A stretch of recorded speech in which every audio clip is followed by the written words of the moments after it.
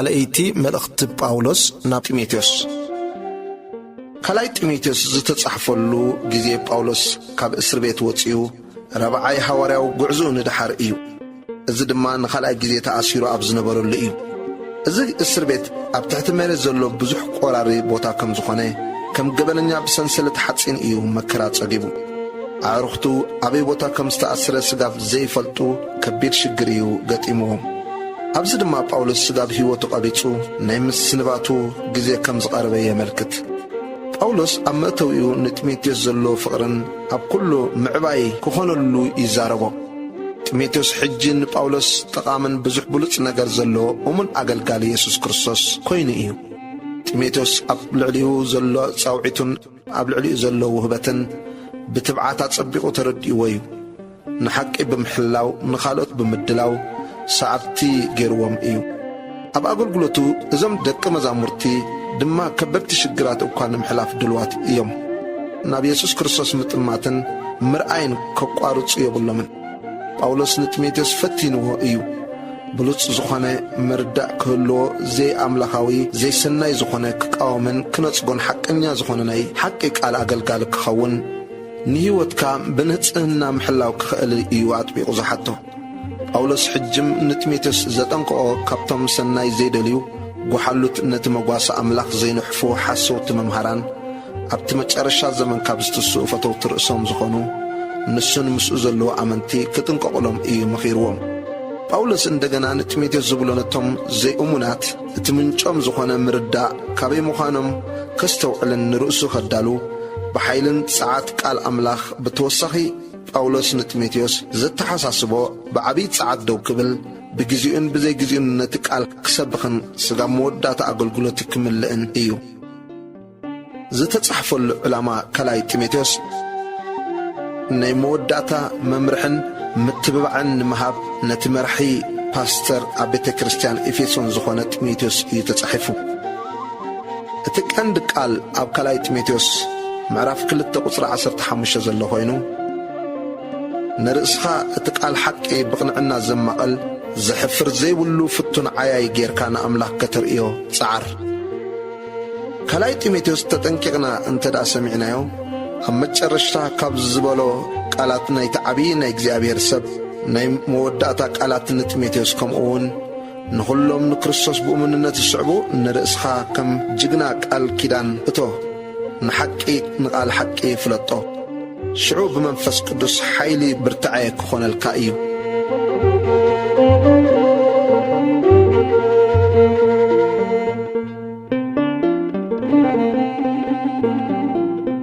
እዚ ዝረኣናዮ ድሕሪ ባይታ ናይ ካልኣይ መልእኽቲ ጳውሎስ ናብ ጢሞቴዎስ ኮይኑ ምዕራፍ 1 ቁጽሪ 1 ጳውሎስ ከም እታ ተስፋ ናይታ ኣብ ክርስቶስ ኢየሱስ ዘላ ሕይወት ብፍቓድ ኣምላኽ ሐዋርያ ኢየሱስ ክርስቶስ ዝኾነ ናብ ጢሞቴዎስ ፍቕሪ ወደይ ካብ እግዚኣብሔር ኣቦናን ካብ ክርስቶስ ኢየሱስ ጐይታናን ጸጋ ምሕረት ሰላም ምሳኻ ይኹን።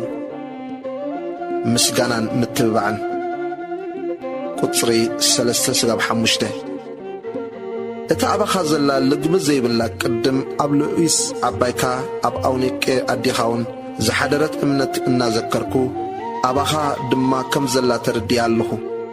ንብዓትካ ዘኪረ ብታሕጓስ ምእንቲ ክመለእሲ ክርእየካ እናናፈቕኩ ብጸሎተይ ለይትን መዓልትን ከየኰርኩ እናዘከርኩኻ ነቲ ካብ ኣቦታተይ ጀሚረ ብንጹሕ ሕልና ዘገልግሎ ዘለኹ ኣምላኽ የመስግኖ ኣለኹ። ቁጽሪ 6-7 በዚ ምኽንያት እዚ ኣምላኽሲ መንፈስ ሓይልን ፍቕርን ቅጽዓትን እምበር መንፈስ ፍርሃት ኣይሃበናን እሞ ነቲ ብምንባር ኢደይ ኣባኻ ዘለዉ ህበት ኣምላኽ ክትሕድሶ የዘክረካ ኣለኹ። ደጊም ብሓይሊ ኣምላኽ ምእንቲ ወንጌል ምሳይ መከራት ጽገብ እምበር ብምስክር ጐይታና ወይስ በኣይ ብእሱሩ ኣይትሕፈር። ኣምላኽ ብፍቓድ ርእሱን በቲ ብክርስቶስ ኢየሱስ ቅድሚ ዘመናት ዓለም እተውሃበና ጸጋን ኣድሓነና ብቅዱስ ጽዋዓውን ጸዋዓና እምበር ብግብርና ኣይኮነን። ሕጂ ግና ብምግሃድ መድሓኒና ኢየሱስ ክርስቶስ ተገልጸ። ንሱ ንሞት ዝሰዓሮ ንሕይወትን ዘይምጥፋእን ብወንጌል ናብ ብርሃን ዘውፅኦ ነዚ ኣነ ኣዋጅን ሐዋርያን መምህር ኣሕዛብን ክኸውን ተሸምኩ። ብምኽንያቱ እውን እየ እዚ ሓሰር እዚ ዝጸግብ ዘለኹ። ግናኸ ብመን ከም ዝኣመንኮ ፈልጥ እየ። ነቲ ገንዘብ ሕድርውን ክሳዕታ መዓልቲ እቲኣ ምሕላው ከም ዝከኣሎ ተረዲእዮ ኣለኹሞ ኣይሓፍርን እየ። ነቲ ካባይ ዝሰማዕካዮ ጥዑይ ቃልካ በቲ ኣብ ክርስቶስ ኢየሱስ ዘሎ እምነትን ፍቕርን ንምሳሌ ሓዞ። ነቲ ተቐበልካዮ ጽቡቕ ሕድሪ በቲ ኣባና ሓዲሩ ዘሎ መንፈስ ቅዱስ ሓልዎ። ቁጽሪ 15 እቶም ኣብ እስያ ዘሎ ኩላቶም ካባታቶም ካፋጊሎስን ሄርማጊኖስን ከም ዝኸዱ ንእዝ ትፈልጥ ኣለኻ። ኤኔሲፎሮስ ናብ ሮሜ መጺኡ ኣዝዩ ደለየንን ረኸበንን። ብዙሕ ሰዓፈ ሕሽውለይ በቲ መውቋሒ እውን ኣይሓፈረን እሞ እግዚኣብሔር ንቤቱ ምሕረት ይሃብ። በታ መዓልቲ እቲኣ ምሕረት ካብ ጐይታ ክረክብ እግዚኣብሔር ይሃቦ። ኣብ ኤፌሶን ክንደይ ከም ዘገልገለኒ እውን ካባይ ዝበልጽ ንስኻ ትፈልጥ ኢኻ።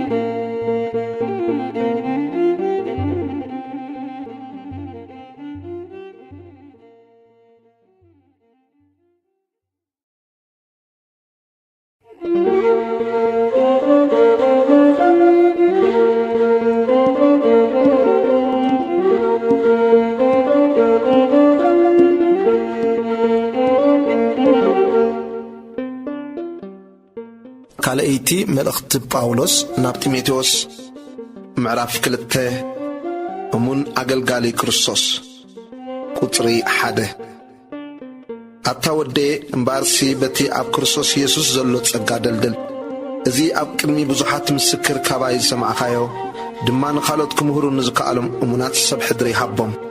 ከም ንፉዕ ናይ ክርስቶስ ኢየሱስ ዓቀይታይ ምሳይ ኮንካ መከራ ጽገብ። ዓቀይታይ ናብ ኩናት ከይዱስ ነቲ ዝዓቀዮ ምንቲ ከስምሮ ኢሉ ብናይ መነባብርኡ ዝጠላለፍ የልቦን። ከምኡውን ሓደ ኣብ ስፍራ መቃለሲ ኮይኑ ዝቃለስ ከም ትሕጊ ገይሩ እንተዘይተቓለሰ ኣኽሊል ዓወት ኣይረክብን እዩ። እቲ ዝዓዪ ሓረስታይ ካብቲ ፍረ ቅድም ግዲኡ ክወስድ ይግብኦ እዩ። እግዚኣብሔር ብኹሉ ኣእምሮ ክህበካ እሞ ነዚ ዝብሎ ዘለኹ ኣስተብህሎ።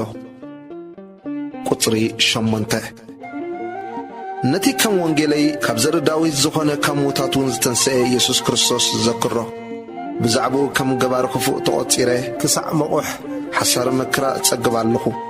ግናኸ እቲ ቃል ኣምላኽሲ ኣይእሰርን እዩ። ስለዚ ምእንቲ እቶም ሕሩያት ንሳቶም ድማ እቲ ኣብ ክርስቶስ ኢየሱስ ዘሎ ምድሓን ምስ ናይ ዘለዓለም ክብሪ ምእንቲ ክረኽቡ ንኹሉ እዕገስ ኣለኹ። እሙን ቃል እዩ ምስኡ እንተሞትናስ ምስኡ ኸዓ ብሕይወት ክንነብር ኢና። እንተ ተዓገስና ምስኡ ኸዓ ክንነግስ ኢና። እንተ ኸሓድናዮ ንሱን ክኽሕደና እዩ። ንሕና እንተ ጠለምናዮ ንሱ ንርእሱ ክኽሕድ ኣይከኣለን እዩ እሞ እሙን ኮይኑ እዩ ዝነብር። ዝተመስከረሉ ኣገልጋሊ ክርስቶስ ቁጽሪ 14 ነቶም ዝሰምዕዎ ዘስሕቶም ረብሓ ብዘይብሉ ቃል ከይበኣሱ ኣብ ቅድሚ እግዚኣብሔር እናመስከርካ እዚ ኣዘክሮም። ንርእስኻ እቲ ቃል ሓቂ ብቕንዕና ዘማቐል ዘሕፍር ዘይብሉ ፍቱን ዓያይ ጌርካ ንኣምላክ ከተርእዮ ጻዕር። ነቲ ፍረ ዘይብሉ ርኹስ ዘረባ ግና ኣግልሰሉ። ናብ ረሲእነት እናገደዱ ይኸዱ እዮም እሞ እቲ ዘረባኦም ከም መንሽሮ እናለሓመ ዝባላዕ እዩ። ሂማኖስን ፊለጦስን ካባታቶም እዮም። ንሳቶም ትንሣኤ ቅድሚ ሕጂ ኾይኑ እናበሉ ካብ ሓቂ ዘንቢሎም እምነት ሓያሎ ሰባት ይገላብጡ ኣለዉ። እቲ ጽኑዕ መሰረት ኣምላኽ ግና ቆይሙ ኣሎ። እዚ ማሕተም እዚውን ኣሎ። እግዚኣብሔር ነቶም ናቱ ዘበሉ ይፈልጦም እዩ። ስም እግዚኣብሔር ዝሰሚ ዘበለ ኩሉ ኸዓ ካብ ዓመፃ ይርሓቕ። ቁጽሪ 20 ግናኸ ኣብ ዓብዪ ቤት ካብ ዕንጨይትን መሬትን ዝኾነ ኣቑሑ ድማ እምበር ኣቑሑ ወርቅን ብሩርን ጥራይ ኣይኮኑን ዝርከብ። ገሊኡን ንኽብረት ገሊኡን ንውርደት ይኸውን። እምባርሲ ሓደ እኳ ርእሱ ካብዚኣቶም እንታጽረ ንሱ ኣቕሓ ክብሪ እተቐደሰ ንተግባር በዓል ቤት ዝጠቅም ንሰናይ ግብሪ ዘበለ እተዳለወ ይኸውን እዩ። ቁጽሪ 22 ካብ ትምኒት ጉብዝና ህደም ምስቶም ብንጹህ ልቢ ንእግዚኣብሔር ዝጽውዕዎ ከዓ ኣሰኣሰር ጽድቅን እምነትን ፍቕርን ሰላምን ሰዓብ። ነቲ ክርክር ዕሽነትን ላግፅን ግና ባእሲ ከም ዘምጽእ ፈሊጥካ እበዮ። ባርያ እግዚኣብሔር ንኹሉ ለዋህ መሃሪ ዕጉስ ክኸውን እምበር ክበኣስ ኣይግብኦን እዩ። ምናልባሽ እግዚኣብሔር ንሓቂ ምእንቲ ክፈልጥዋ ኢሉ ንስሓ እንተሃቦም ንሱ ነቶም ተጻረርቲ ብህድኣት እናገንሖም ፍቓድ ኣምላኽ ክገብሩ ኢሉ ምስ ኣውጾም ንሳቶም ካብ መፈንጥራ ዲያብሎስ አምልጦም ናብ ልቦም ይምለሱ እዮም።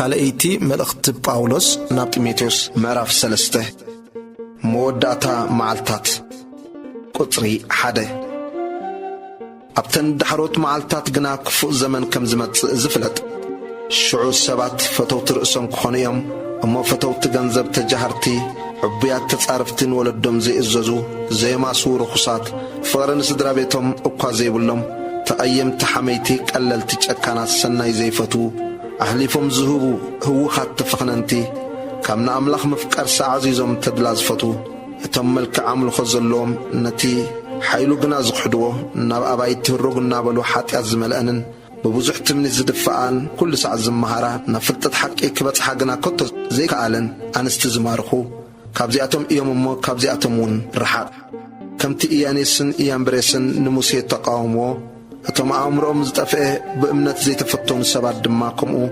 نتحقق أموالو جناخ كمتي نايتي أتوم زخونخا تعشنتهم نخلو كقلت إيومو كابو حالفهم آيسلطون إيوم نايمود أتام عدو قطري 10 نسخاقنا نتمرتي ننبرتي نفقادي نأمنتي نعقلي نفقري نتعقستي أتصبقك صعبك أبان صوكيان إكين يومن لستران زبت حند سدتي مكراي كم زبالة سدت صركو قويتا قنا كاب كل حنني قنا خيطهم بخرصوص يسوس بفرحات اكزيابير كنا برزدو لي كلهم كسقوغي يوم اتهم اوكيات السبات تبرتن قنا إنا أصحاتن نابز قددك بطحيهم نسخا قنا كاب إن من كم التمهر كافلتكا نتن كاب قول عنا كاب جمير كاب بأمنت بخرصوص يسوس نمدحان كلب مخاز خئلا قدسات صحفات فليت كاب بتي التمهر كاين تردع كاين تصنع اتني أملاخ سب نسناي قبر زبال فتسيمو تداليو فتسمن تكخون سي منفس أملاخ زنفسو زبالة صحف نتمرتي نتكسات نمقنع نتصدق زخون مقداب يتكميو